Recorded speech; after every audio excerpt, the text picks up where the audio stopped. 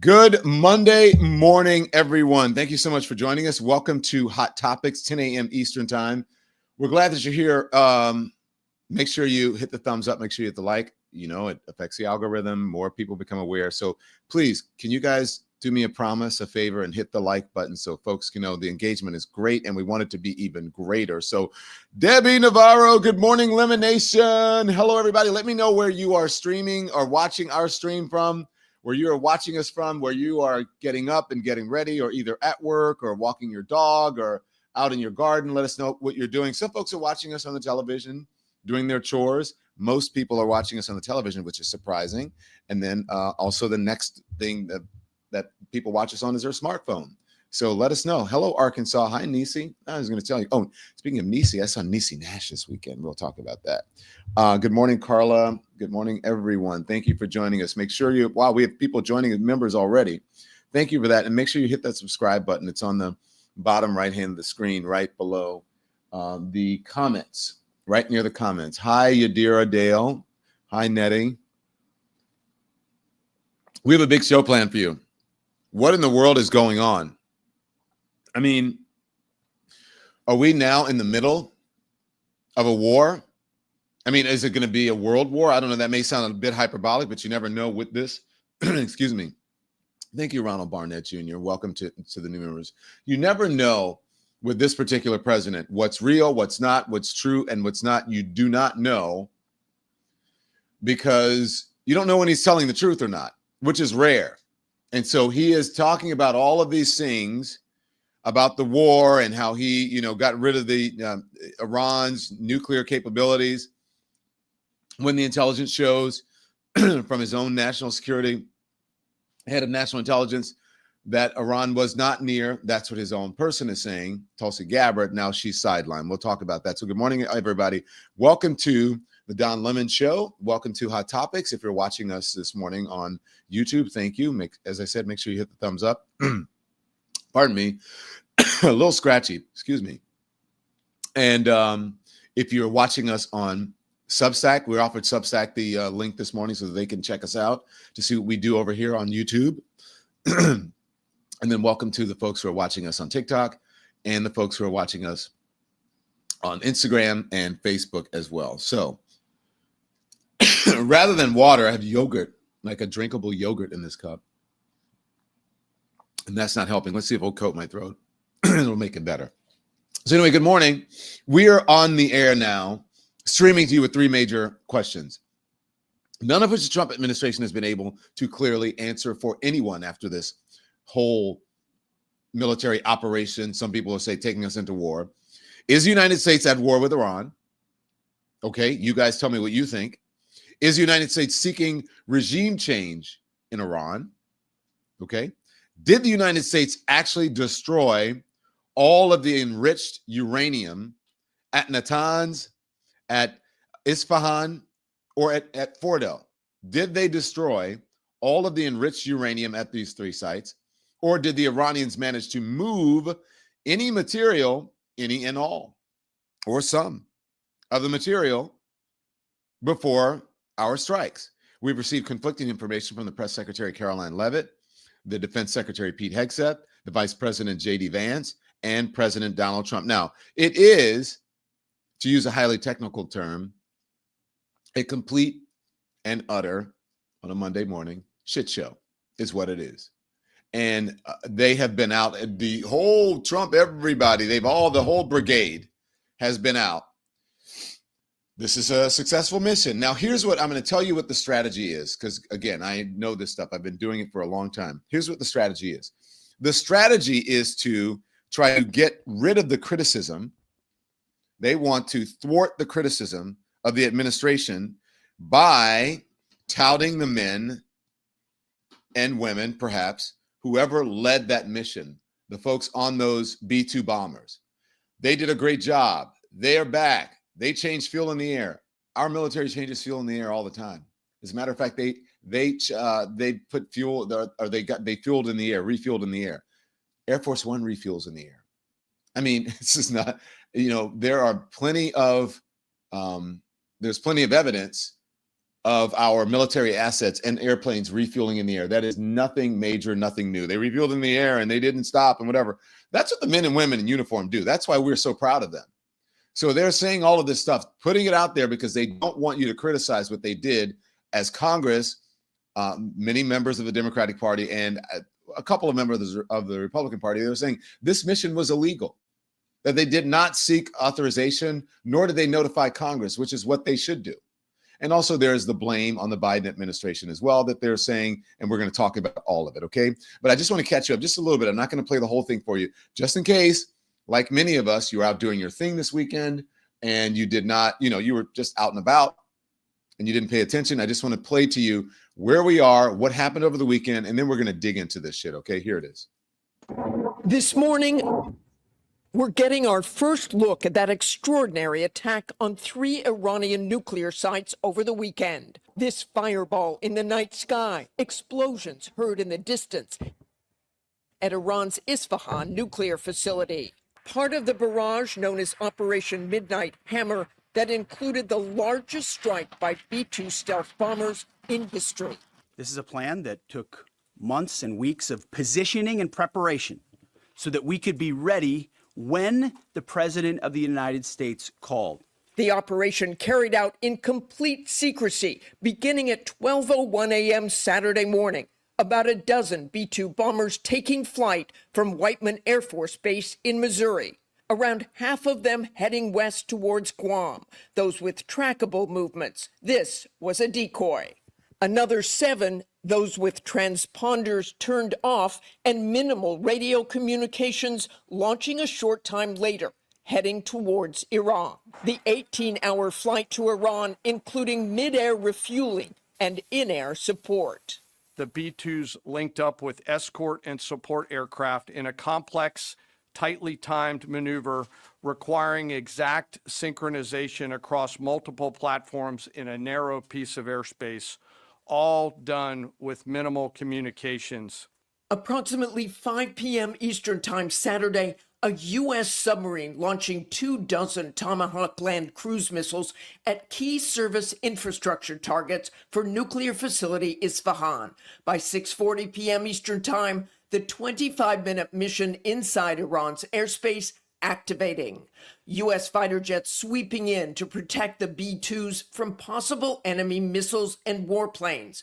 The B-2s dropping 30,000-pound massive ordnance penetrator weapons, also known as MOPs, or bunker busters, onto Iran's most complex nuclear enrichment facility, Fordo. Experts say it's carved at least 300 feet below the surface of a stone mountain and reinforced with concrete. The first time ever those bombs used in a strike. The remaining bombers then hit their targets as well, with a total of 14 MOPs dropped against 2 nuclear target areas. These before and after satellite images. You're muted, Don. Thank you, Andy. You can just put that on, if you want to put it on mute, because I think these images that they're showing are great, right? The before and after, but if you want to keep rolling it, Andy. But here's the thing. Does this whole like talk of war for me, and just, just like, I don't know. Here's what happened. The mighty planes did this and whatever. Look, yeah, I know Iran is a state sponsor of terrorism. I get it. Trust me. I get it. I've been on this earth long enough to know. Midnight Hammer. There's always a name like that. Operation Bunker Buster or whatever, as if this is something good that you are killing people or have the potential of killing people. It just for me, I don't know. It goes against my spirit and what I believe. Now, I know that this is the real world and we have to deal with these things, and we have to, especially if someone is a state sponsor of terrorism. But from all of the intelligence, or pretty much all of the intelligence that we have received, especially listening to Benjamin Netanyahu, who has been saying that Iran has been near having nuclear capabilities or viable nuclear capabilities for decades, and none of it coming to fruition, we don't know who to believe at this point. And why at this point are we doing this right now? Because it doesn't appear that they were any closer a year ago, 5 years ago, 10 years ago, as they are today, or 2 days ago when this happened. Why did you not alert Congress? And as a matter of fact, why did you alert your defense secretary on Saturday just before you were going to do it because what? Perhaps you did not trust him to be involved in the initial planning of this. That is the reporting that Pete Hegseth was not made aware of this until Saturday, hours or just moments before it would happen. And then they were all called into the Situation Room. The New York Times is showing some of the new images of the destruction there. If you can take a look at this as a Times, some of the images of the destruction, you saw a little bit of it in that ABC News report. Here's from the New York Times, and this is this morning. This is the very latest this morning that's showing smoke billowing from the Iranian capital on Monday, a new round of Israeli strikes that happened. That was just this morning. The folks there who are living in Iran, descending into a shelter after an air raid warning on Monday morning because these strikes continue to go back and forth. These are the people who really have to deal with this, all of this. And then there are protests that are happening Sunday against the U.S. strikes. And so the question now, someone in the chat says distraction, distraction, distraction. The question now is what happens? And will Iran retaliate against America by targeting military assets in the region? Or the big question that we'll talk about with possible sleeper cells here in the United States, which the Trump administration has been touting, saying that there are sleeper cells here in the United States. And the question also as well is regime change. Now, let me just show you some of the military equipment that we use, these B-2 bombers. It was, you heard Martha Raddatz report there on ABC News. If you can put up those B-2 bombers. This is B-roll of them returning to the United States, returning to Whiteman Air Force Base. And they are spectacular. I mean, you cannot, and they are stealthy. But you saw they sent some to Guam with the location devices on. And then the others, these were the decoys. And then there was only one man, by the way, who noticed anything or at least tweeted about it. There was this man in Missouri who actually saw, his name is David Cheyenne. And he actually saw it. He said the guy in Missouri, this guy, Wesley Morgan, is saying the guy in Missouri saw the strike package as it headed out to Whiteman Air Force Base and tweeted it 24 hours ago. He tweeted about it before. I counted 9 B-2s flying over my house, Warsaw, Missouri, headed due east. And so if you were paying attention, especially if you were on the social media, you saw his posts. And so I think that, look, the fact that folks are saying that this was not somehow leaked, I think people knew when Donald Trump said 2 weeks ago, give me 2 weeks and we're going to figure it out. Then he gave them warning that the United States is going to do something. And so they moved their assets. That's according to Iran and to intelligence, that they were able to move their assets. Donald Trump is calling now for regime change, okay, which is quite interesting to hear him calling for regime change. He says it's not politically correct to use the term regime change, but if the current Iranian regime is unable to make Iran great again, why wouldn't there be a regime change? MIGA? Make Iran great again, I guess. Pete Hegseth on Sunday being contradicted. Well, Donald Trump contradicted him with this tweet, but Pete Hegseth on Sunday saying no regime change. This is the chaos of the Trump administration. Here it is. So is regime change off the table, Mr. Secretary? And to the chairman, you said the battle damage assessment is still ongoing, but do you believe that some nuclear capability in Iran remains? This mission was not and has not been about regime change. The president authorized a precision operation to neutralize the threats to our national interests posed by the Iranian nuclear program and the collective self-defense of our troops and our ally Israel. But Donald Trump says, yes, regime changes, it could happen. Pete Hegseth is saying, no, we don't want regime change. J.D. Vance on Sunday said they don't want regime change as well. And you guys saw the tweet from Donald Trump. Here is J.D. Vance on Meet the Press. Our view has been very clear that we don't want a regime change. We do not want to protract this or build this out any more than it's already been built out. We want to end their nuclear program, and then we want to talk to the Iranians about a long-term settlement here. We believe very strongly that there are two pathways. There's a pathway where Iran continues to fund terrorism, continues to try to build a nuclear program, attacks American troops. That's the bad pathway for Iran, and it will be met with overwhelming force. There's another pathway on the table here. There's a pathway where Iran integrates itself into the international community, stops funding terrorism, and stops trying to pursue a nuclear weapon. This is a reset. This is an opportunity for the Iranians to take the smart path. We certainly hope that they will. So the president of the United States, so put the tweet back up, Andy. The president of the United States says, well, why not regime change? And they're saying they don't want it. It's not politically correct to use the term regime change, but if the current Iranian regime is unable to make Iran great again, why wouldn't there be a regime change? MIGA, make Iran great again. That is a dilemma here. The only thing is that, look, this was executed by many, was well executed by some, they're saying. Whether it was legal or not, according to Congress and Democrats, that's a whole nother thing. Whether it wasn't leaked, which is the bar is so low to say that, oh my gosh, to be giving them credit for saying that it wasn't leaked, considering what happened with Signalgate, I think the bar is a little bit low there. But whether it was a successful mission or not, I think it was fairly successful. I think you can say it's successful.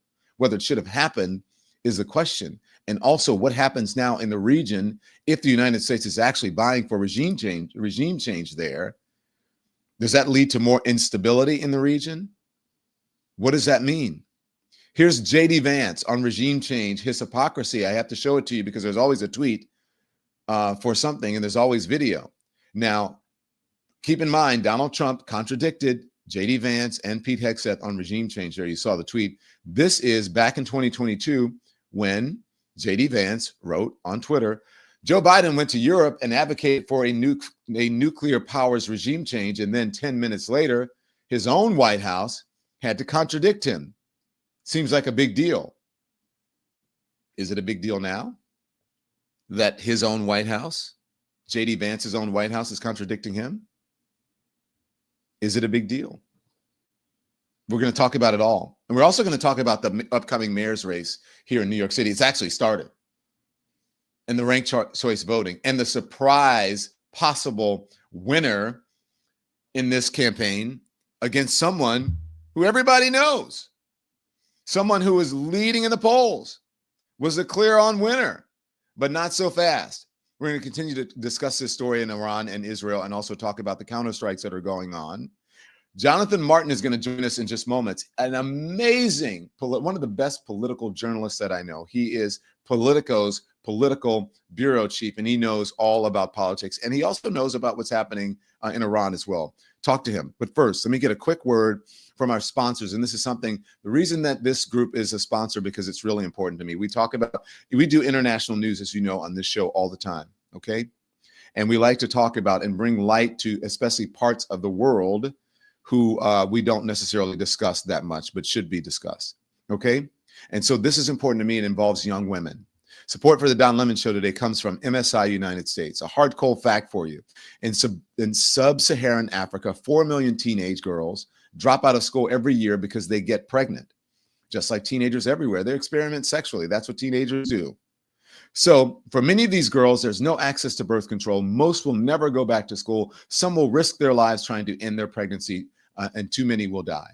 The good news is there's an organization called MSI Reproductive Choices that is known for going to the ends of the earth to bring girls contraception and control over their futures.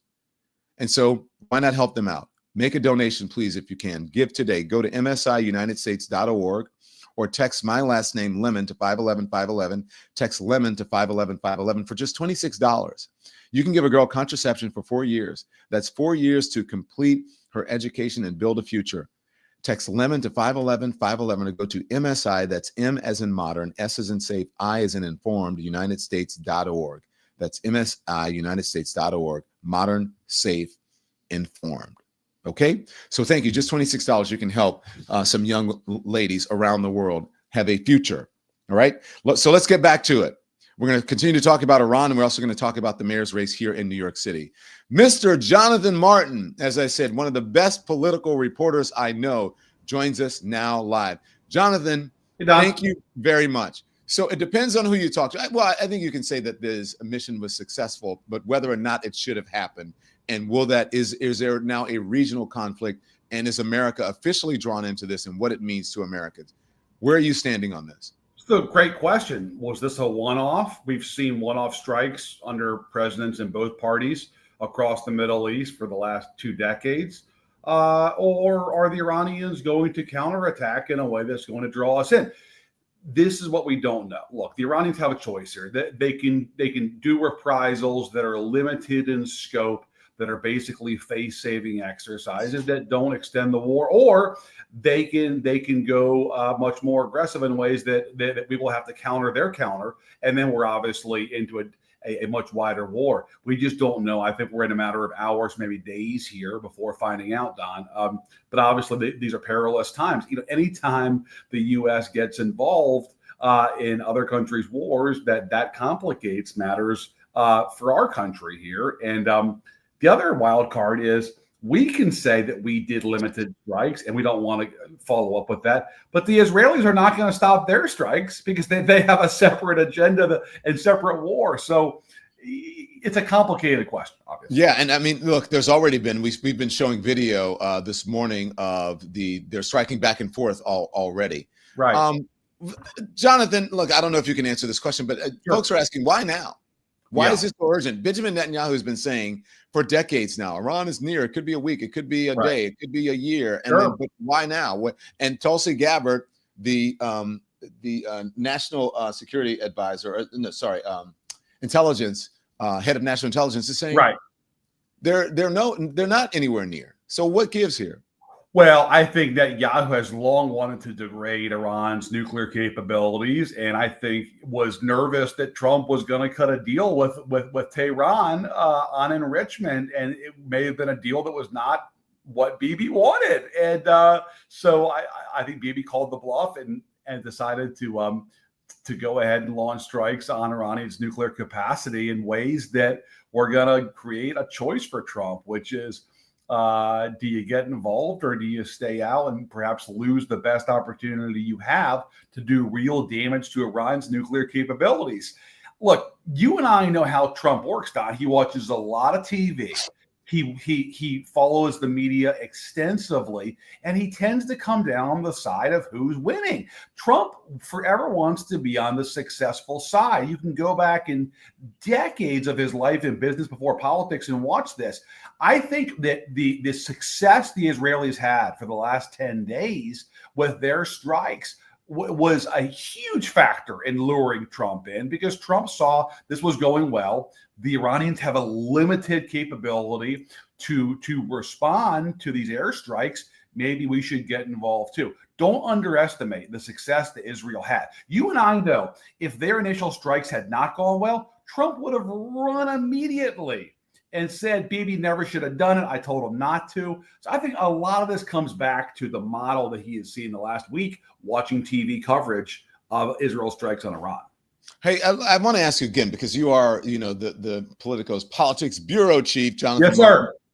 So listen, this is from the Rolling Stones. Is saying there is no intel here. There's only vibes. Yes. There is no intel. Trump's attacks on Iran were based on vibes. That's what sources are saying. Right. This is what I want to put this up. This is Trump saying Tulsi Gabbard is wrong on Iran. Here it is. So you have that Iran is building a nuclear weapon. Your intelligence community has said they have no evidence that they are at this point. Well, then my intelligence community is wrong. Who in the intelligence community said that? Your director of national intelligence, Tulsi Gabbard. She's wrong. Right. Wow. Right. Now, hang on, Jonathan. I just want to show this, because now there's a report that's saying Gabbard, and this is from the Washington Post, Hegseth and Gabbard have basically, they say, been sidelined. Navigating around crisis, Trump relies on experience over star power. Gabbard, Hegseth outside the inner circle as president weighs military actions against Iran. And so they're saying, Pete Hegseth was not told about this until Saturday. You can tell me if you think that's wrong. Yeah. That he wasn't really in on it, except he went to the Situation Room and there were photographs taken. And so there you go. We don't You know know, who to believe. You've touched on it. Trump is not listening to Tulsi Gabbard's detailed brief. He's not even getting the brief that often. Okay, he's not interested in the intelligence community's assessment. Trump is going more from watching television news and hearing from a handful of military advisors and Marco Rubio than he is his Secretary of Defense and his DNI and making these decisions. Again, I come back to the success the Israelis had. I think that was a lot more relevant here than any kind of detailed intelligence assessment of what kind of enrichment the Iranians had done so far. I think this has a lot more to do with Trump wanting to get in on the action, frankly, when the Israelis had success. And it seemed like this could have been the best moment to degrade Iran's nuclear capabilities. And Don, you know this from covering him. Trump doesn't care about titles or official roles or chain of command. It just doesn't matter to him. And so Tulsi Gabbard, he'll say it bluntly. He doesn't give a damn what she's saying to him, Yeah. And so what does that mean? And they're not going to say anything. They're just going to, he's not going to They'll blame the coverage. They'll blame the press and try to save face. But that's the price. You go to work for Trump at some point, he's probably going to humiliate you. So. Jonathan, I love your blunt talk. Thank you. So let's get to something I think that this is very interesting. But man, you have been covering this mayor's race. And yes, for those of us who are living here, we know how, it is dramatic. We've got a Cuomo, we've got a Mamdani, we've got, someone who is very pro-Palestine and someone who's very pro-Israel, meaning Cuomo is pro-Palestine. Right. Mamdani is Cuomo is pro-Israel. Mamdani is pro-Palestine. Right. And so you've been covering it. You're reporting in Politico, the Politico piece on the New York mayoral race. Let's put Jonathan's piece up if we can. There it is. Why the New York mayor's race matters. Voters are disappointed by the Cuomo-Mamdani race, but the results will resonate far beyond the Big Apple. Why do you say voters are disappointed by the race? Well, I think there's a lot of people in New York City who wish they had other options beyond a 33-year-old socialist and the disgraced former governor of New York who was forced out to avoid being impeached for multiple accusations of sexual misconduct. I think there's just a good chunk of the electorate that wants more options than that. That said, if we talk to voters who are under 40, especially progressives, they're thrilled with Mamdani's campaign and he's got real energy. I just think that there's a vaster swath of the city that would have preferred more options to rise to the surface here. But this is a fascinating race. The primary is tomorrow in New York, Tuesday, and it's close. New York has a ranked choice voting system now, which means we won't have the results of the primary tomorrow. This will take a while to figure out who is going to come out on top. And even after we know the results of the primary, Don, because this is New York and the balloting is sort of quirky, both Cuomo and Mamdani have separately got their own ballot line, their own third-party ballot line. So whoever loses the primary can stay in the race this fall and compete with their own ballot line. So we could have a four-way or a five-way race this fall, because don't forget the incumbent mayor, Eric Adams, is still in the race. He has his own ballot line and is trying to run for re-election, although he's sort of faded. And the Republicans have their own nominee, Curtis Sliwa, the famous guardian angel, he of the Red Beret. So an interesting moment in New York that I think will tell us something about the direction of the Democratic Party. God, how long has that guy been around? Curtis, you know what I mean? Curtis Sliwa is since he's not aged in 30 years, man. Like he looks like permanently 57, J-Mart, I've been living in New York full time, pretty much since 1990, 1991.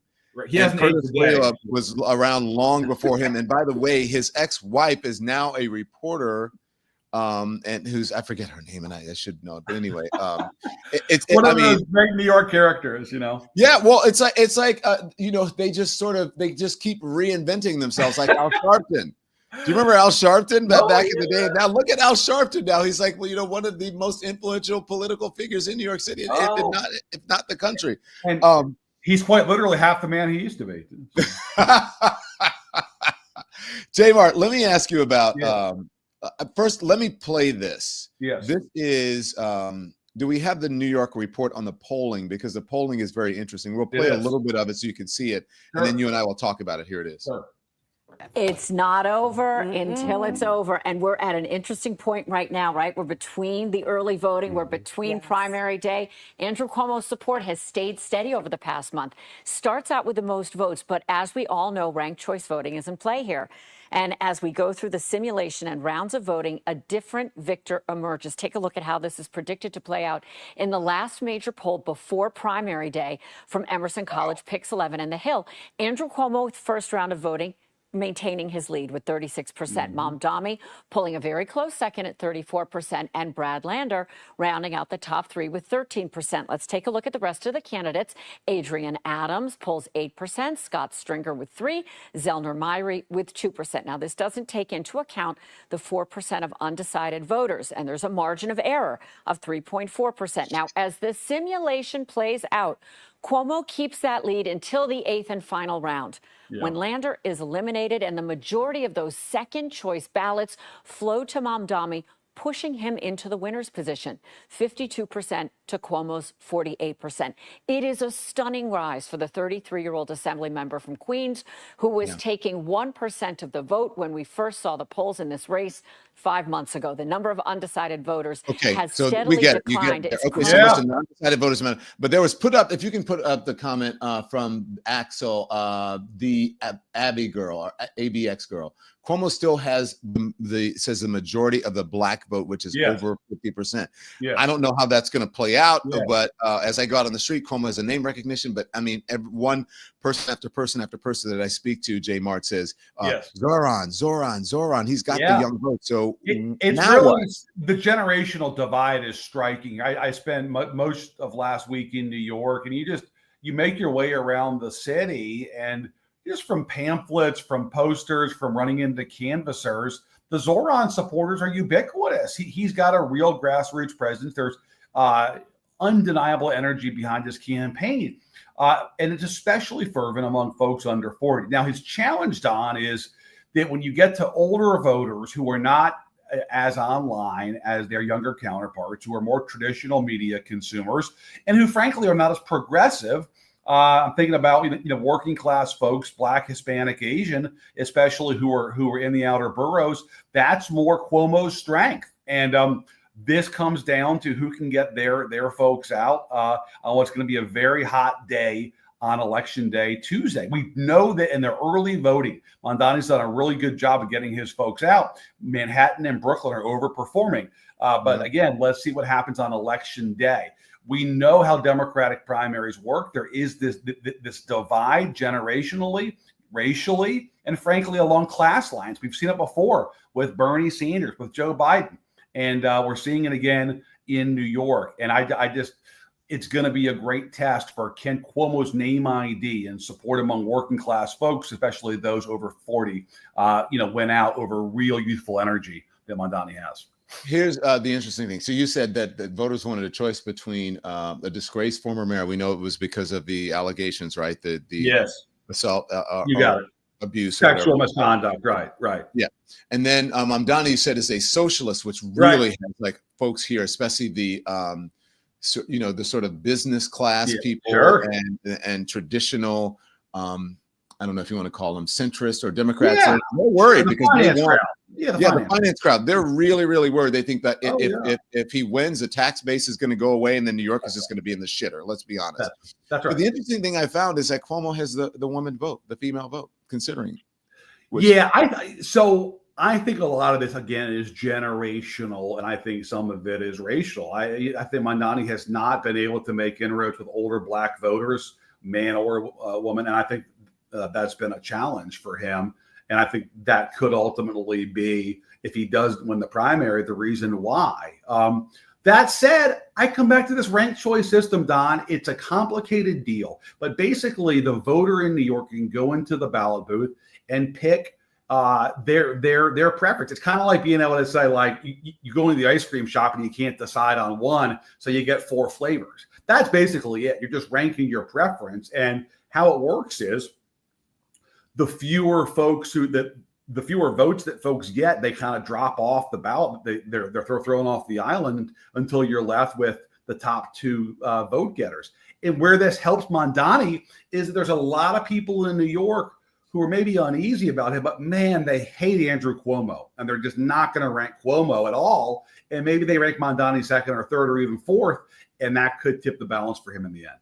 Yeah, look, you're right about Mamdani and the black vote. I do see some African Americans I speak to who are voting for him, but look, we've been trying to get him on. He's younger, yeah. Yeah, we've been trying to get him on, and we have a big black audience here. Right. And so far, he's like, I don't know if they're going by traditional old school, the way that they're dealing with the media, but I think they're missing an opportunity not to come on some of these shows, especially with black hosts. Not that our entire viewership is black, but we have some loyal black voters here in New York, and they're not taking advantage of it. Well, it's not too late, Don. He's got 24 hours here, man. 24 hours. I just want to quickly, I want to ask you about this. This is from New York Magazine. Tell me if they're right or if they're wrong. And first of all, wait, hold on. Put up the Emerson thing real quick. We'll talk about polling and then we'll do this. There's a new Emerson polling that shows Mamdani winning for the first time. Right. Here, which is, I think they pointed out in that report from Pix 11 that by the time he gets to the 8th round, he's got about 52% and then 48% for Cuomo. So he could very well win this, but still, as you pointed out in your reporting, they will both be there for the general. It could be that they have their own ballot line. So Cuomo and Mamdani can both stay in the race. Yeah. I tell you what people are concerned about, especially those, a lot of my Jewish friends are like, hey, they think that he is anti-Semitic. They're saying, and they're concerned about that. And that if he does win, if he places first, then he will get $1 billion of free, press. And that will launch him into, the national space, which they believe is not good for them. That's what they're saying. Yeah, I mean, look, traditionally mayors of New York have been strong pro-Israel hawks, and this would be a departure from that. Mamdani is not somebody who is pro-Israel in the traditional way. He's deeply skeptical of the current Israeli government, and he obviously supports a Palestinian state and has said some stuff that I think maybe he would want to take back when it comes to that issue. And so I think that has created a challenge for him with some Jewish voters. But again, this is a generational thing too. I think even the Jewish vote under 40, I saw when I was in New York, some of them are more with Mamdani when it comes to Israel and politics today. Isn't that amazing? Yeah, it's fascinating. Especially the young folks. No, it's striking. It's striking. Yeah, it is. Okay, so New York Magazine says, yes, sir. Dim political class is responsible for this mess. I think you kind of alluded to that. They would totally. So, is that right? Oh yeah, and I think Errol Lewis, who's a good guy, written a really sharp piece. In my column over the weekend, I touched on some of the same issues. There's basically three major institutions in New York politics in terms of the internal Democratic contest. One is the elected officials. Governor, the two senators, members of Congress, city council, state ledge. The other is the labor unions, which have a huge role in Democratic politics. And the last is my old place of work, the New York Times, and their editorial board, to be exact. Those are kind of the three legs of the stool that carry a lot of clout in Democratic primaries, Don. And each of those three institutions either sat out this primary for the most part or kind of gave in and got behind Cuomo. And I think that's why largely we are where we are with these options here with 1 day to go. Oh. J Mart, you're the best, man. Thanks, what do you Tom. think is going to happen? I think it's going to be incredibly close. We're not going to know tomorrow. This ranked choice thing is going to take, I think, a few days to see where the votes land. But there's no question that Mamdani's got the momentum. He has more energy behind him. And this is basically a matter of what's more important. Momentum or name ID when it comes to a big city mayor's race. We're going to find out. Do you like this ranked choice thing? I think it has its benefits because it allows people to make sort of more of a preference choice. They don't have to pick the least worst. They can offer kind of their views on things. It's kind of an instant version of the runoff.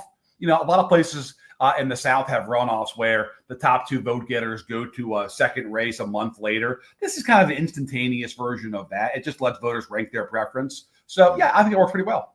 Hey, look, I saw on the screen our viewers, our subscribers love you. So come back. Thank you. I mean, this guy's the best political reporter, one of the best political reporters I know. Him and John King over at the CNN. Great political reporters. Thank you, You're sir. a good man. Thank you, Don. See Good you to see soon. you, man. Take care, J. brother. Jonathan Martin. Thank you so much. Okay, so we learned a lot from him, and check him out on Politico. Read him on Politico. I'm telling you, he's very, very, very, very thorough and very good, and also very fair, which is important.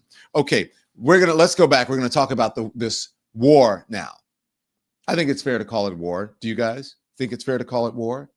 And then we'll discuss if we need to. We'll take some of your questions that's happening. That you are raising around what's happening in New York City and around the election. First, a quick break, a word from our sponsors, okay? Because support for the Don Lemon Show today comes from 120 Life. 120 Life. Did you know that high blood pressure is the #1 risk factor for mortality? It's high blood pressure. #1 risk factor for mortality. I take this stuff every single day. People ask me, what's going on? You've the fountain of youth. Your skin is skinning. Well, 2, I've lost a little weight. 1, I've lost a little weight. 2, I do this every day. I believe it's helping me. Perhaps it's a placebo. I don't know. I don't think that it is a placebo. I know that it is actually helping me. So 120 Life, it is, hang on, let me get my notes on it because I want to tell you specifically about what 120 Life does, why it is important for you to possibly get on board if you want to. But here it is. All right. Because I did not print part of my ad copy. All right. So 120 Life. So 120 Life, blood pressure is the number 1 risk factor for mortality. 1 in 2 adults has it that's 50-50 chance for your being a walking time bomb. The good news is that you can take control of your blood pressure naturally without relying on big pharma. This is all natural stuff. It's natural juices, natural vegetables, acai, beets, cherries. You see it all there. All of those good, great fruits and vegetables. Okay. 120 Life is a blend of great tasting superfruit juices that have been shown to actually help lower your blood pressure. It is not just for high blood pressure. It's also beneficial for other health conditions like diabetes. My dad died from complications from diabetes. So it's important for me to pay attention to this and to get it right. Okay. 120 Life is trusted by healthcare professionals with hundreds of doctors recommending it to help manage blood pressure naturally. It provides visible, measurable changes in blood pressure. You can use a simple monitor at home to track progress. So for a limited time, try 120 Life. Save up to 20%. Save 20% off. 20% off. Just use the code DON at checkout at 120life.com. 120 Life offers a risk-free trial with a full refund if you don't see lower numbers in 2 weeks. Go to 120life.com and use the code DON, D-O-N, to save 20%. There's nothing to lose except your high blood pressure number. So go to 120life.com, use the code DON to save 20%. And remember, you must use the code DON to get your special offer. This is serious. This is your life. We're talking about 120 Life can help. So there you go. There's my pitch. Thank you to all of our sponsors. Now let's get back to this. Was this shit legal? Did we need to do this? Tell me what you think. Did we? Yeah, it really tastes good, says Shanita Coates. Yes, it does. It really tastes good. So did we really need to do this? Did we really need to go to this war? Let's talk about this. Did we really need to put our men and women in uniform overseas possibly in jeopardy and in danger by doing this right now? Was the intelligence really there? Is the intelligence really there? The problem with Donald Trump and the Trump administration is that Donald Trump lies so much and his administration does not depend on truth, is that we don't know who to believe and what to believe. Now, yes, was this carried out successfully? If you want to put it in that way, yeah, it was. Was it an actual surprise? No, it wasn't a surprise because Donald Trump has been hinting, saying for weeks now, well, give me 2 weeks, give me a couple of weeks, we're going to know. So, of course, Iran was ready for it. And there's reporting, and according to Iran as well, they were able to move whatever assets they needed to move before the United States actually struck anything. And so the contradiction, all the contradicting going on from the Trump administration is really making people dizzy. And I played for you before we spoke with J Mart about how Pete Hegseth says that they don't want regime change. Donald Trump tweets, we want regime change. JD Vance says, we do not want regime change. Donald Trump says, hey, regime change, not so bad. JD Vance saying, well, back in the day in 2022, that the White House contradicted Joe Biden on regime change, and that's problematic. Well, the White House now is contradicting him on regime change. There is always a tweet or always some videotape for everything.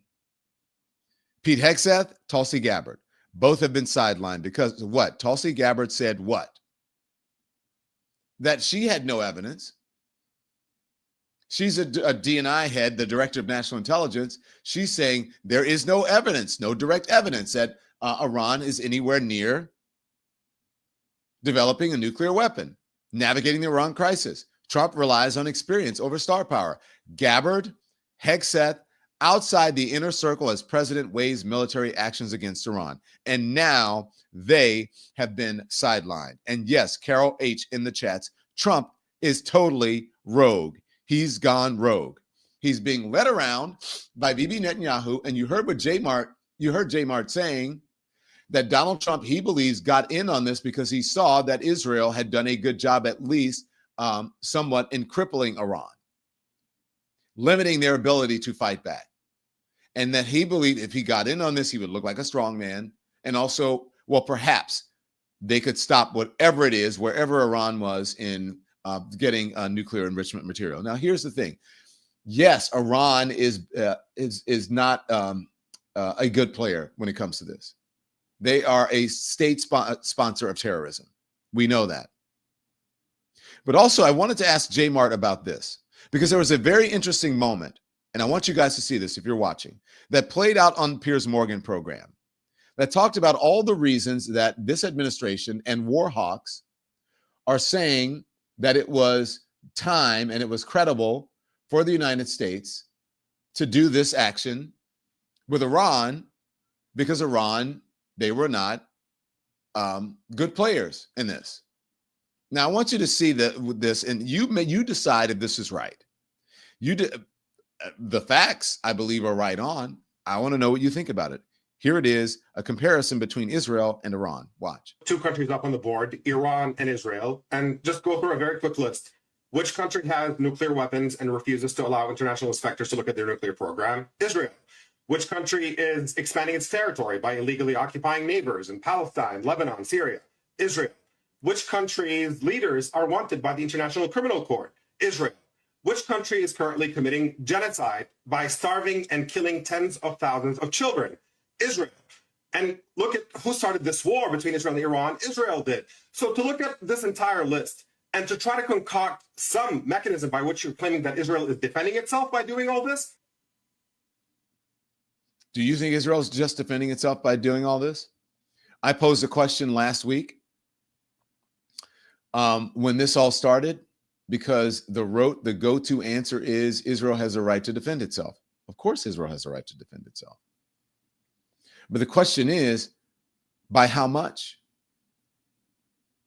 Some would ask by obliterating Gaza. There is no Gaza left, honestly. I don't know if you've seen the pictures. We had pictures last week. If you can find them, but I don't know if we still have them. But there was a comparison between what Gaza looked like before October 7th and what it looks like now.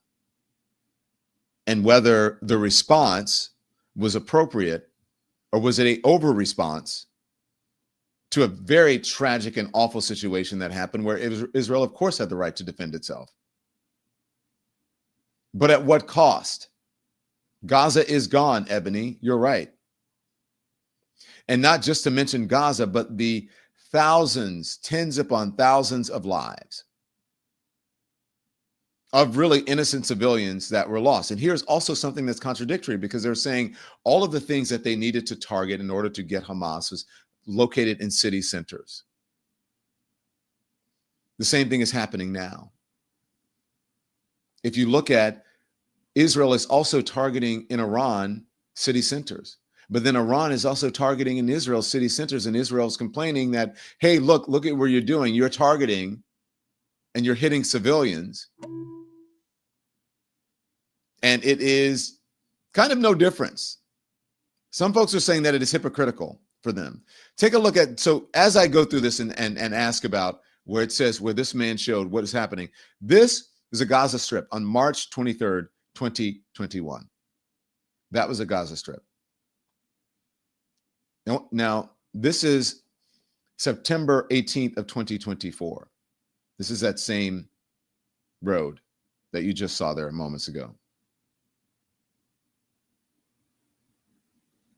This was March of 2021, September of 2024.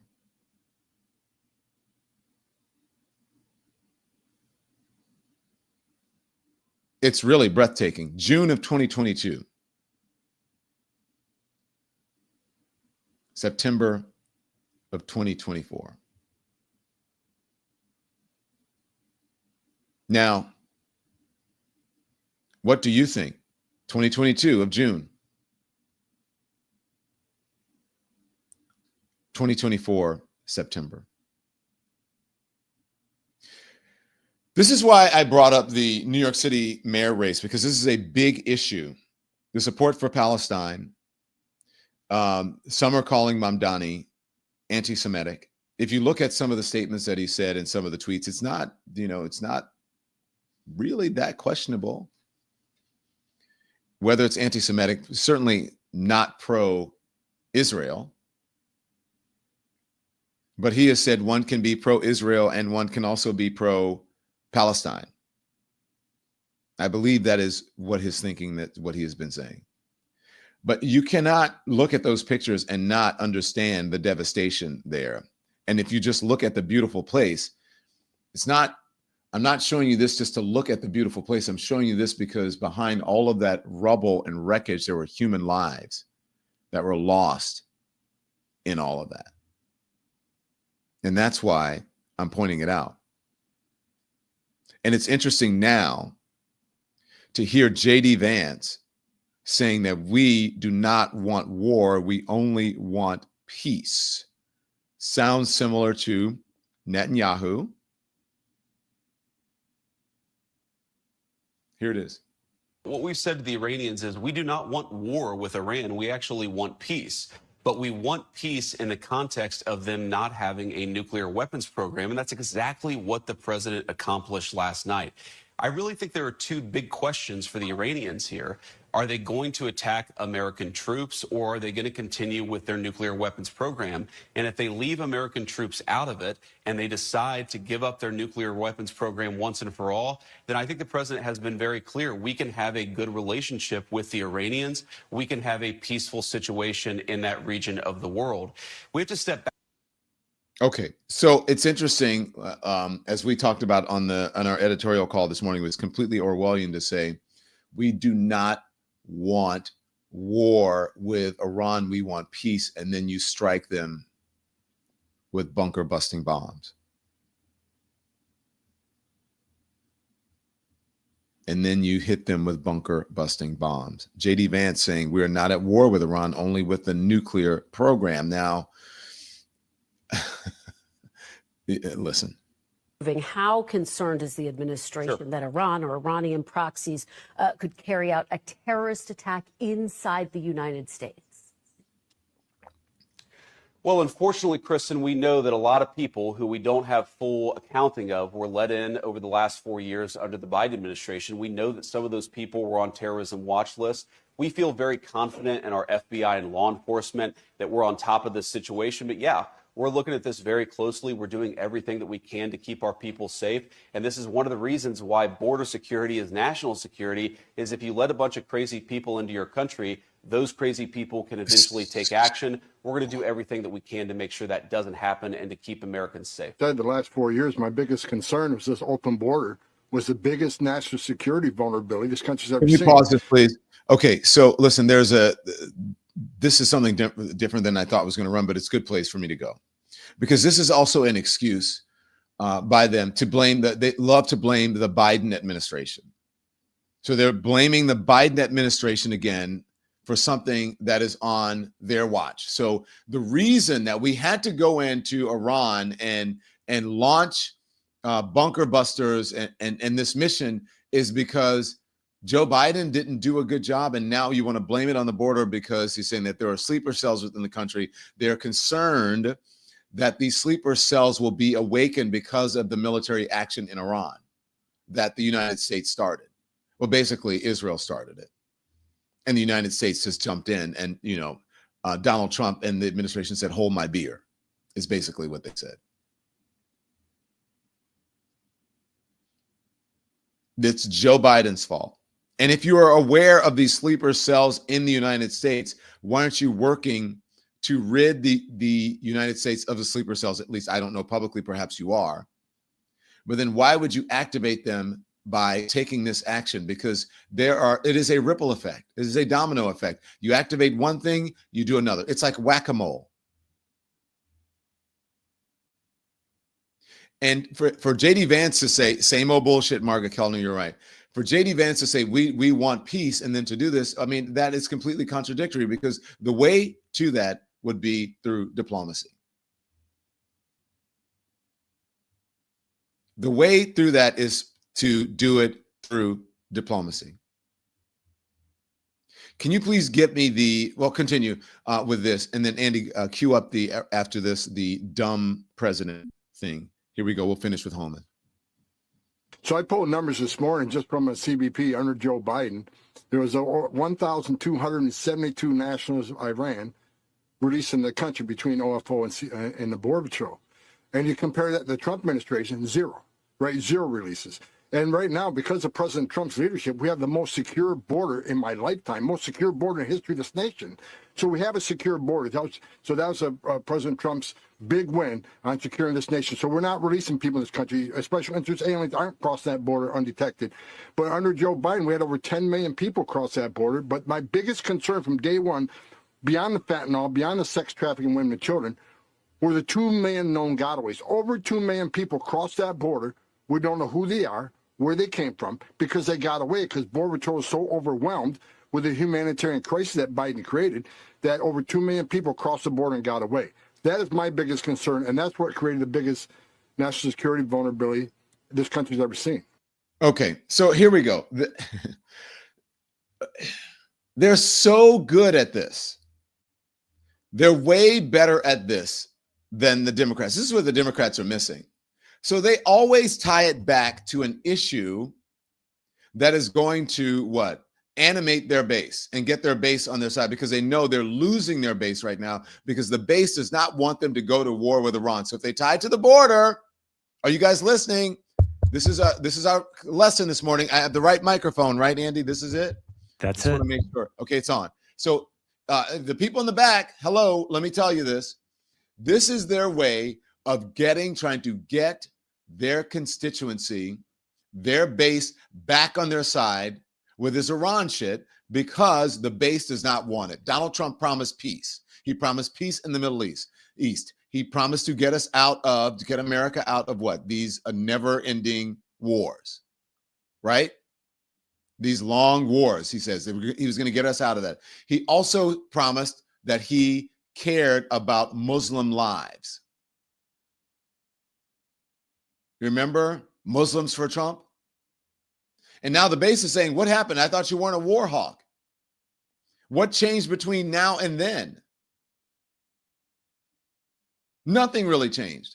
Donald Trump needed this to take the heat off of his other failures, so he did a wag the dog.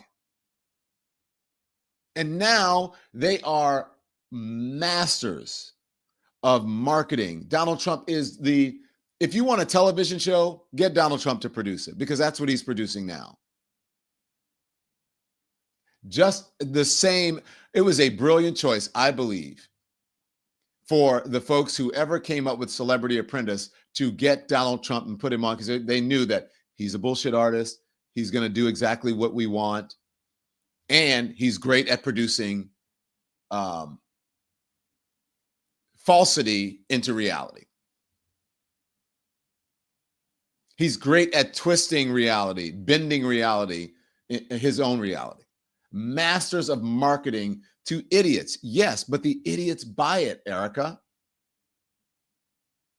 And so now they are convincing their folks that this is all tied to the border. So 1,000 Iran nationalists, or whatever he said, 1,200 were released. And then he goes into millions of people released. We don't know where they are. So millions of people, as if those millions of people are all Iranian assets, Iranian terrorists. It is all a big lie and a big TV show, and it works because they buy into it. So now, because his base wants it to be true. And they cannot, I believe, they cannot reconcile in their brain that they have chosen someone who is flawed and who lies to them. So they continue to go on with it because what do they call it? Cognitive dissonance. And also they can't admit that they were wrong. But some of the biggest voices, we showed you what Tucker Carlson did last week. His interview with Ted Cruz, who knows nothing about Iran. We played for you Candace Owens. We played for you Charlie Kirk. We played for you some of the loudest and strongest voices in the MAGA movement saying, what the hell? Donald Trump, you lied to us. Where was I going, Andy? I told you I wanted you to play something after this. Here it is. And the second thing is, Kristen, I certainly empathize with Americans who are exhausted after 25 years of foreign entanglements in the Middle East. I understand the concern, but the difference is that back then we had dumb presidents, and now we have a president who actually knows how to accomplish America's national security objectives. So this is not going to be some long, drawn-out thing. We've got in, we've done the job of setting their nuclear program back. We're going to now work to permanently dismantle that nuclear program over the coming years. Okay. And that is what the president has set out to do. Okay. Simple. Okay.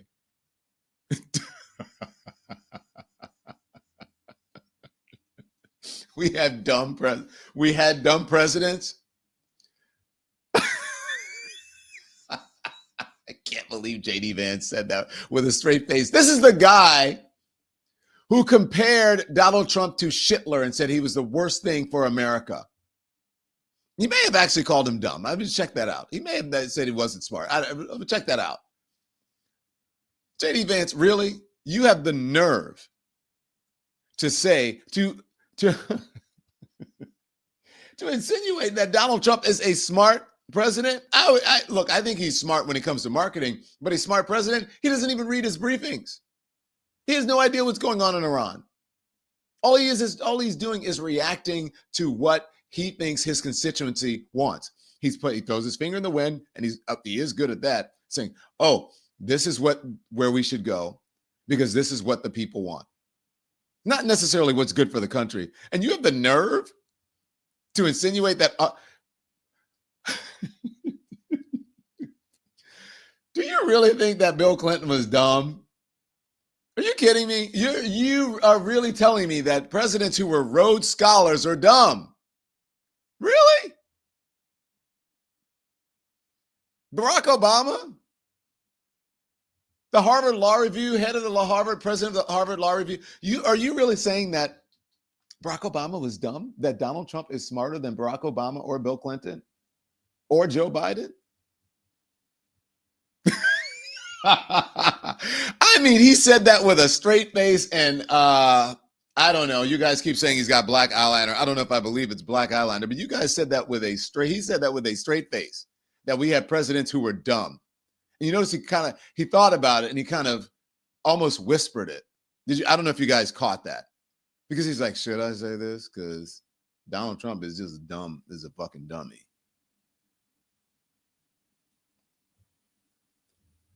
I cannot believe that he actually had the nerve to say that Donald Trump was smart. Now, Donald Trump has once called me, he said, Don Lemon is the dumbest man on television. Well, you know that he likes that little insult. But I always say what? Every admission is a confession. Or every insult is a confession. And it's also an admission on their part that he is not so smart. Like a mob boss, maybe. But I'm just saying he had the nerve to insinuate that Donald Trump was somehow smarter than a Rhodes Scholar from Harvard?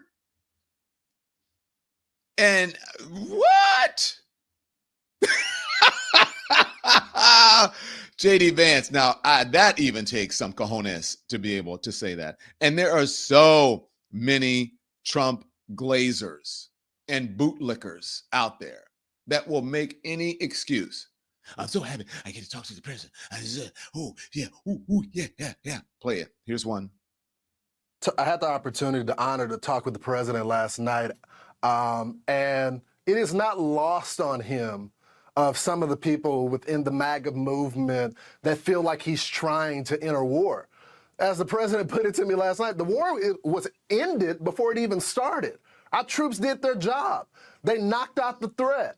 And we don't seek regime change. It is up to the Iranian people to decide who will be their next leader. If they want to keep the supreme leader, but the supreme leader also has to take the olive branch here.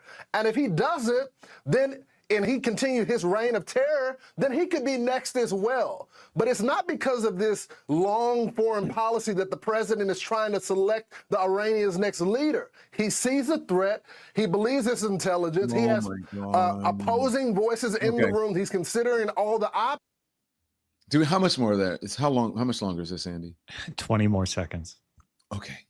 Can we bear it for 20 more seconds? Yeah, what happened to this dude? Like, keep going. And then he makes a decision there.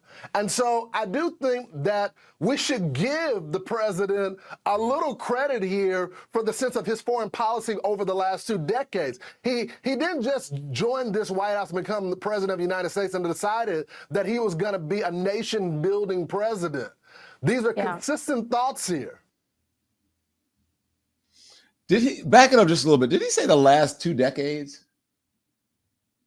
And that he joined the administration? What the fuck is he talking about? He's just back up a little bit. Like what he's saying, it makes no sense. The last 2 decades, Donald Trump has been, it was 10 years just the other day that he came down the golden escalator. He hasn't even been, I mean, was he president for 4 years and now it's been like, what is he talking about? Can you play it, please? I don't understand. It's a decision there. And so I do think that we should give the president a little credit here for the sense of his foreign policy over the last 2 decades. He didn't just join this White House and become the president of the United States and decided that he was going to be a nation-building president. These are consistent thoughts here. What is he talking about? Over the last 2 decades, his foreign, but Donald Trump doesn't know shit about foreign policy. I mean, you know who can see that. I won't say my friend's name, but y'all know who I'm talking about, can see that. Donald Trump doesn't know shit about foreign policy. Donald Trump has not, for the last 2 decades, he hasn't even been president. He hasn't been on the political scene as a president for 2 decades. Well, it just happened, July. Or for a decade, excuse me. 2 decades? What is he talking about? And he didn't just join the administration and join the whatever. He didn't join anything. Bruh. Geez, some peaks. No, Trump, I love you. Oh my God. Y'all know what I'm talking about. Rambling doesn't make it real, right, or true. Thank you, Melissa Hall. Look, I hate doing that, especially I don't want to do another brother, like call a brother out like that, because I know we get like lots of criticism, and I'm just saying. But damn, brother, what are you doing? Wow. Caroline Leavitt, speaking of saying it loud and wrong. Caroline Leavitt talking about whether or not we did what the administration is saying that we're doing it. They have been at least trying to portray competence by sending every single person out that they can send. Now, producers, has Pete Hegseth been, I know that he gave a press conference, but are they putting him in front of the press? Or are they just putting him in places like at the Pentagon so that it is controlled? Have you guys seen him on any of the shows? I don't believe so. I haven't seen him. I mean, perhaps, but I didn't get to watch all of the shows. So if I'm wrong, I'm wrong. But I think what they're doing, especially since the reporting is that he has been sidelined, is that they're trying to keep him in a controlled situation and controlled environments so that he doesn't say something dumb. He has to go and talk to the Congress and Senate. He can bully them, right? And tell people your time is up or whatever. And he can be sort of the prissy, like, that kind of, let me just tell you, that kind of thing. But that's not good when you put it like to go on Meet the Press or to go on This Week and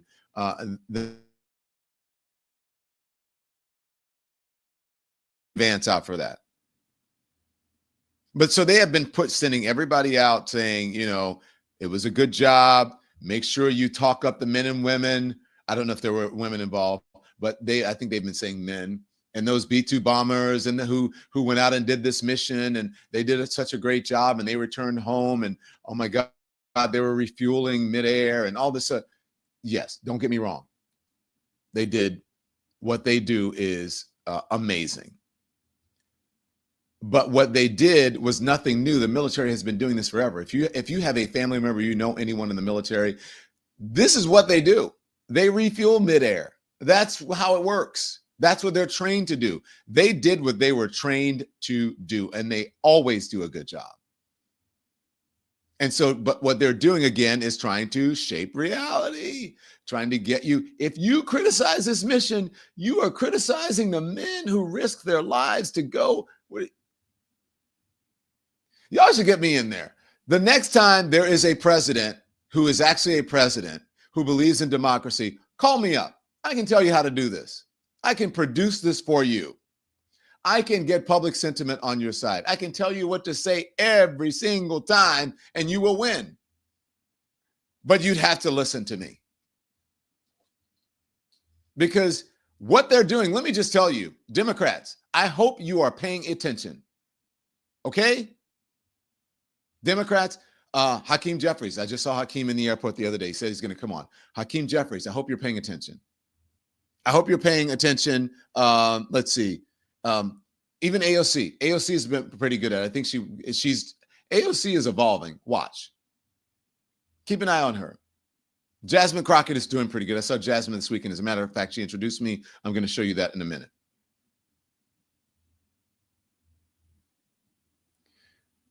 Amy Klobuchar. You guys need some help, okay? Who else? I'm just calling out random Democrats. You guys need some help with messaging. You guys need to take a page out of the Republican playbook. Number one, stop being so holier than thou. Stop with the purity tests. Also, lean in a bit to the progressive side of your party. Every time I say that, they go, are you kidding me? The party doesn't want, these people don't want AOC. AOC endorsed Mamdani here in New York. Check it out. They don't want the Jasmine Crockett. Jasmine Crockett raises more money than just about any Democrat. I'm just saying. So if you want to, I believe that Democrats are back there trying to do the right thing, but they're not doing it properly. So you can message, you can get your people on your side, you can be transparent about things, but you also need like a good way, like you can do that and then still do the right thing on the other side. What's happening is that the messaging is really, they're good at messaging, even though it's the wrong things, and they're bad at governing. Democrats are really much better at governing, better at the economy. But you're terrible at messaging. And you're terrible at judging people and getting rid of your, yes, it's your girl, Rubis. Democrats need a backbone. So what I'm saying is pay attention. Next time you're in office, call me up. You will never leave office if you follow my playbook. You will even win over some Republicans and some MAGA people. Trust me. Okay? So have they been doing exactly, did they accomplish what they said that they accomplished? Because the president has said, oh, we got rid of it. I had the notes here. Here are my notes. This is my notes. He was live. We were live on Saturday after the presidential address. He said that they would have a joint chiefs. He said there will be peace or tragedy for Iran. They may target more. And he said, we erased the horrible threat to Israel. And that they got rid of 40 years, they believe, Iran has been death to the area, death to Israel. Here's what he said. that they totally obliterated the assets. Nuclear facility completely and totally obliterated. My handwriting is terrible. It's hard for me. I don't know if you can see this. It's hard for me sometimes to read my own handwriting. I should have been a doctor. I should have been a doctor. Because if you ever seen a doctor write a prescription, I'm like, what the hell is that? Okay, so anyway, I digress. But so here's what the New York Times is saying. It's saying that the Trump administration is conceding that they don't know the fate of Iran materials. Officials concede they don't know the fate of Iran's uranium stockpile. Both Vice President J.D. Vance and Rafael Grossi, the head of the International Atomic Energy Agency, or IAEA, acknowledged questions about the whereabouts of Iran's stockpile of near bomb-grade nuclear material. Here's the point. The president, by this whole dumb 2-week thing that he does, now some people are saying it's really smart because he was behind the scenes when he was telling people 2 weeks. Okay, not really, because he was what? Indicating to the Iranians that they were going to do something. And so the Iranians were like, well, this man is saying 2 weeks, let's get our shit out of there. And that is believed to be what has happened. Caroline Levitt, though, is saying, oh, no, they're so confident. Here it is. And just to follow up for clarity, you said, yes, it was completely and totally obliterated because there have been different assessments on exactly how much damage has been done. We are confident, yes, that Iran's nuclear sites were completely and totally obliterated, as the president said in his address to the nation on Saturday night. And we have a high degree of confidence that where those strikes took place is where Iran's enriched uranium was stored. The president wouldn't have launched the strikes if we weren't confident in that. So this operation was a resounding success. And administration officials agree with that. I can't listen. I'm sorry, Andy. I can't listen anymore. There was one more from Levitt. Do we want to play this? Do we need to play this? The courage to do it. Let's hear it. This is an operation that presidents of the past have dreamed about, but no president had the guts to actually do it. But President Trump did, to take away this imminent threat, not just to the state of Israel, but to the United States. And Okay. These people should come out with like a Trump makeup, just orange all over their face. It's just like, oh my gosh. Lord have mercy. Oh, so listen, let me just say this. I hope that we're okay. I really do. I hope that Iran does not strike back. They are weakened right now, but you know Iran is going to retaliate. Of course they're going to retaliate. And if there are sleeper cells here, we are in some deep, deep, deep trouble. Now, we mentioned Jasmine Crockett. I just mentioned it off the top of my head, and I didn't mention it on purpose, but since I did, let me just show you. Can I just show you what happened this weekend? So I go, and I didn't know, I had no idea this was going to happen. I didn't know Jasmine Crockett was going to introduce me. I did not. So if you start from the beginning there, I had no idea. And so I knew that I was getting an award, but I didn't know it would be this big a deal. They're like, you got to come, you got a black tie, whatever. And I'm like, okay. So here we go. This is what happened. I got an award. Uh-oh, it's silent.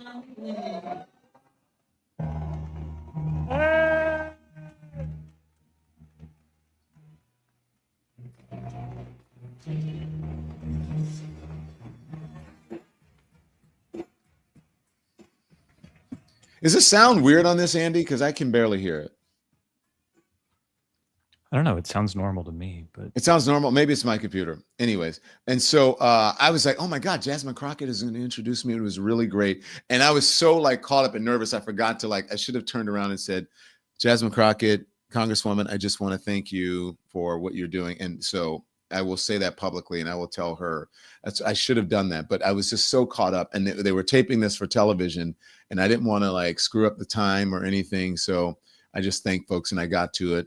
And I mentioned my team. Of course, I mentioned my team here. I couldn't do it without. But anyway, I got it for the Social Impact Award for what we're doing on this channel, Lemonheads, Lemon Nation, and for the great work that the team, Andy and Peter and Nikki, that we do every single day on this platform.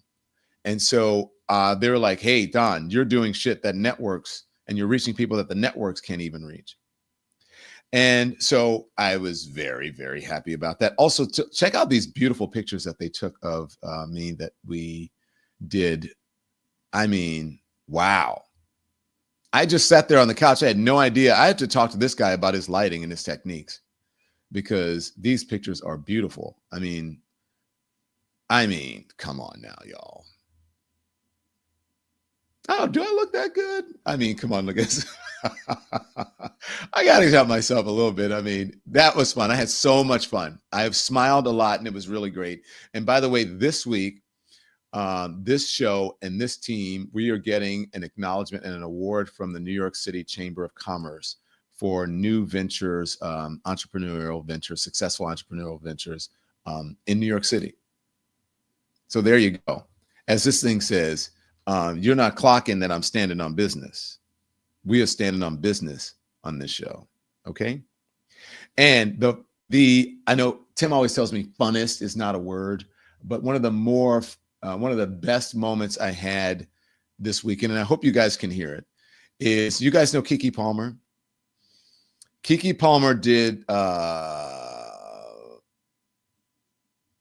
the Rolls-Royce song, I'm Going Down, and which was a Mary J. Blige remake, but I am of the Rolls-Royce generation.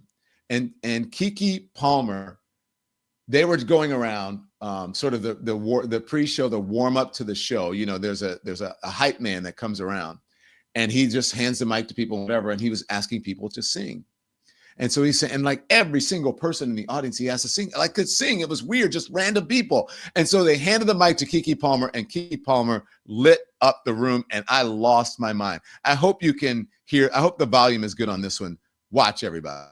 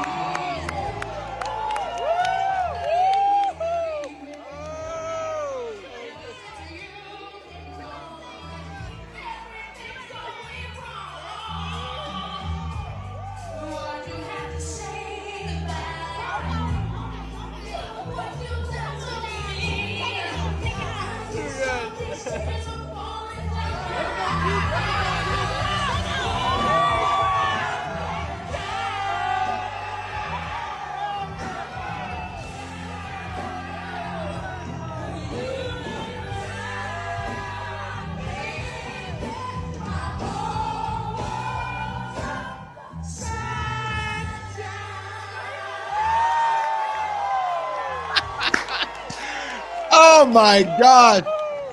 That Keke Palmer is amazing. She's gorgeous.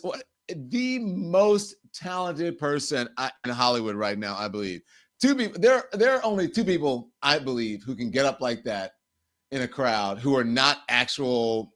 Well, there are singers, but it's Jamie Foxx and Keke Palmer. If you ever, Jamie Foxx can just break down, just light up a room. But singing, and he can sing like nobody's business. And Keke Palmer, who knew Keke Palmer had that in her? Well, I knew she had that in her, but my gosh, damn, Keke, that was good. So anyway, what a great evening. Thank you so much, Jason Lee, who's been on this program. Jason Lee, Hollywood Unlocked, the Hollywood Impact Award, Social Impact. Thank you very much, Jason and Hollywood Unlocked. In the meantime, check out our merch, y'all. Our merch store is up. And so also, there you go. There's a merch store. Crap. I have a bunch of it. It's downstairs. Sorry. So they sent me some. I got some bags. I got some shirts or whatever. And I totally forgot it. So I'm not going to go do it now because we've been on quite some time. We've been on almost, almost 2 hours, right? So anyways, go check it out. It's going like hotcakes. I've been wearing it around. If you have it, put it on your social media, hashtag us over here, Lemon Nation, Lemonheads, the Don Lemon Show. Also, send us your pictures. I don't know if they can do that. We'll have to figure out how to do that. If you can send the pictures. And also tonight, we're going to be at the City Winery, D.L. Hughley and I. So maybe you can get a ticket somehow. Maybe show up at the door, standing room only. I don't know. But City Winery tonight, 7 or 7:30, I believe. But check out our merch. I know you guys want it. I've been having people calling me saying, you got to send me a mug. How do I get it? I've been on the show. I want this. I want that. I'm like, take your butt over there and buy some. But if you're on the show, I'll send you some stuff. Okay. Anyways, well, so am I going to see you guys tonight at City Winery? Some folks say they have their tickets. Also, make sure you check that out. Anyway, hit the subscribe button, hit the like button, become a member. That's how we stay viable here. That's how we continue to have social impact. That's how we continue to impress the people at the Chamber of Commerce of New York City and other places, which we should be able to impress. Okay? So I love you guys so much. Thank you for helping me build this community. This is your community. Did you see I added some stuff to my little studio here? We got some ivy on the wall. Maybe we'll put the lemon sign in that. We got a little New York City map and the subway system back here. I mean, I had a little fun. I was supposed to do a show last night. And instead, I ended up like redecorating this and then trying to get some sleep to get rid of this cold. Okay. So you guys are the best. You know, I always tell you, here's the deal. Look how much you got. Look at what you learned today. And it was fun. And we didn't pretend. And we weren't stodgy. And your comments got to get up on the screen. I took what you had to say into account. I put it up there. This is a real community that you're involved in, that you get to. If you're watching cable news, you just sit there and watch, whether you like what they're putting out or not. That doesn't have to happen here. So thank you. If you're on TikTok, make sure you smash the screen, hit the hearts. If you're following us on Instagram right now, watching, hello, make sure you hit the follow button, the like, and you subscribe as well. And if you're on Facebook, thank you very much. If you are on Substack, thank you for watching us on that platform as well. We are on Substack. Go to the Don Lemon Show on Substack. Our big show is here on YouTube. You can become a member on YouTube. You can become a member or subscriber on all of the different platforms. We offer something different on all the different platforms. For TikTok, I'm going to start really conversing with you guys a lot more because I like the conversations that we have there after we're off the YouTube show. Okay, so check us out on YouTube, subscribe there, become a member, and thank you so much, everyone, for everything that you've helped to contribute. We here at the Don Lemon Show, this entire team, we're very grateful and thankful for your support, for your friendship, for your being a subscriber, and for being a member. Okay, so I always tell you, you don't have to sit in front of the TV. You've learned so much today. You don't have to be outrage porn. You can be informed without being inundated.